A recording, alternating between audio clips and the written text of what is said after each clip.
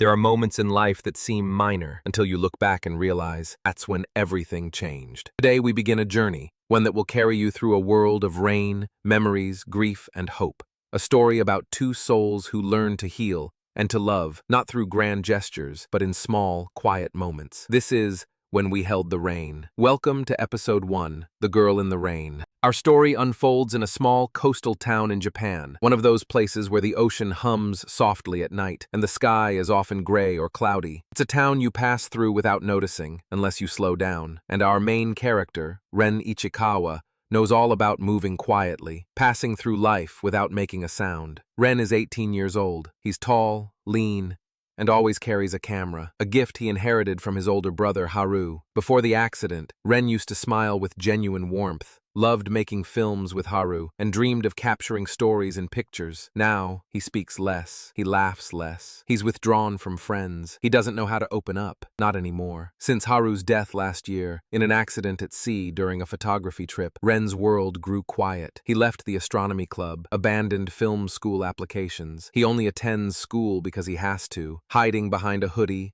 head lowered, earbuds always in, camera always around his neck. Emotionally, he's closed off. But one day, everything begins to shift, and it starts on a rainy afternoon. It was a typical late afternoon spring rain. School had just ended. Most students were gone. The courtyard was damp, with puddles reflecting the gray sky. Ren walked slowly, stepping over puddles, umbrella open, but eyes distant. He liked the rain. It muffles the noise of the world, gives things a kinder texture. He paused. Something felt off, a shift in the air. That's when he saw her. A girl. She stood alone in the courtyard. No umbrella, no raincoat, just drenched school uniform, hair wet, notebook in hands, sketching. Ren froze. She wasn't running for shelter. She stood still, looking up at the sky. The rain didn't bother her. Slow and quiet. She was like a painting come to life. Instinctive, automatic. Ren pulled his camera up and snapped the photo, a white flash in front of the gray world. And then he dropped the camera, fear and wonder swirling inside him. He froze. What was she doing? Why didn't he hurry on, like he always would in the rain? Because something inside him stirred. Because this moment felt essential. He stood at the edge of the courtyard,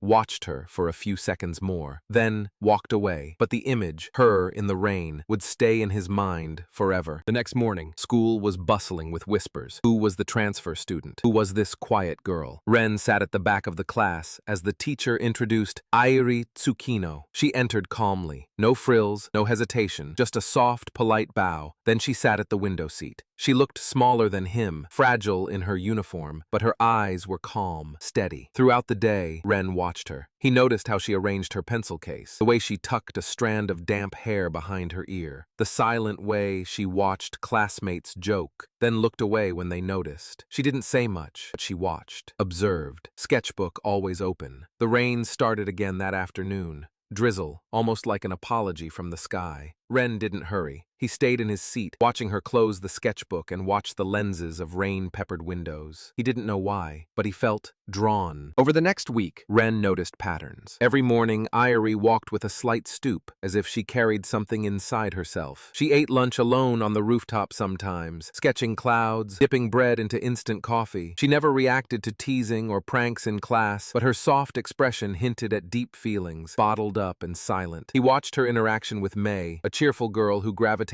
toward her, introducing herself in hallways, sharing snacks, passing jokes. Airi responded with polite smiles, but Ren could tell she wasn't fully there. Her eyes remained distant, always drifting toward the rain. Ren didn't approach her, but his camera started capturing her small gestures. A wet notebook page, a pencil slipping between fingers, a slight smile she tried to hide when May told a joke. He began posting these photos anonymously online. Photos of solitary lunches, of raindrops on her umbrella, of her lost in her own world. And late at night, after posting one of the dustiest photos, Airi in the rain, he got a single comment. I can feel her longing in this photo. Beautiful. A.T. His heart skipped. A.T. Could that be her? Ren stared at the comment for 10 minutes. He wanted to reply. He didn't. Days later, it rained again. Steady, almost rhythmic. Ren stayed late after school to finish his photo edits. It was almost deserted, except for a few lights still on inside windows. He closed his laptop, packed up. He stepped outside. Umbrella up, camera bag tight. Outside near the school gate, Airi Airi was there, rain dripping off her hair, clear umbrella over her head. She looked at him. He froze. She walked over. He thought, run. He didn't. She placed something in his hand, a folded piece of paper. Didn't speak. Didn't look away. Just held his gaze, ever so briefly. Then she walked away. He opened it, heart hammering, his breathing shallow. Inside, a small hand-drawn umbrella, pencil-shaded, delicate, and one line beneath it. For when it rains again, no name, no explanation. His mind raced. Why did she give it to him? How did she know about the photo? Was she the commenter? He held the paper in his hand as raindrops touched his fingers. Something deeper began stirring. Memory, hope, curiosity. That night, Ren lay awake, staring at the paper. He traced the faint pencil strokes as rain tapped his window. A tiny umbrella, but bigger than anything he'd felt in months. He remembered Haru, the older brother whose presence was now only in photographs and memories. He remembered a time when the world wasn't gray. He remembered what it felt like to matter to someone. Could Airi see him, truly see him, where no one else did? He didn't know if he should reach out. A small voice inside him whispered, yes, life is made of tiny changes, small moments,